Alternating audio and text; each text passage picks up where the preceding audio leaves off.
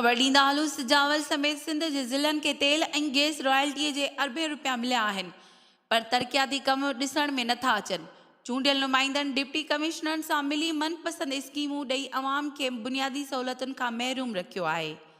वकील ऐं समाजी अॻवान रोशन लखण समाजी अॻवान ऐं सिंध में तेल ऐं गैस बाबति पिटिशनर वकील रोशन लखण इंसानी हक़ूक़ ऑफिस सजावल में प्रेस कॉन्फ्रेंस कंदे चयो त गुज़िरियल केतिरनि ई सालनि खां तेल कंपनियुनि ऐं अमलदारनि जे गठजोड़ सबबि ज़िलनि में रॉयल्टीअ जी रक़म हड़प थींदी रही, पर अदालतनि में पिटिशनर दाख़िल करण खां पोइ अदालती हुकुम ते तेल ऐं गैस कंपनियुनि पारां रॉयल्टीअ जे रक़म बाक़ाइदगी सां डिप्टी कमिश्नर हवाले थियणु शुरू थी वई आहे ऐं अदालती हुकुमनि ते तरक़ियाती कम बि शुरू कराया विया आहिनि।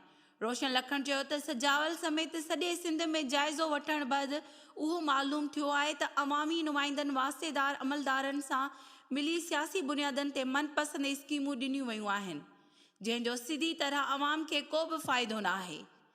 हिन चयो त सिंध सरकार तेल कंपनियुनि अॻियां बेवस बणियल आहे। सरकार खे तेल ऐं गैस जे पैदावार जा सही अंग अखर नथा ॾिना वञनि ऐं न ई कानून मुताबिक़ रॉयल्टी मिले थी, बस जंहिं जेतिरो ॾिनो कमु हले पियो। प्रेस कॉन्फ्रेंस रिपोर्ट अब्दुल मनान खत्री, अमल न्यूज़, सिजावल।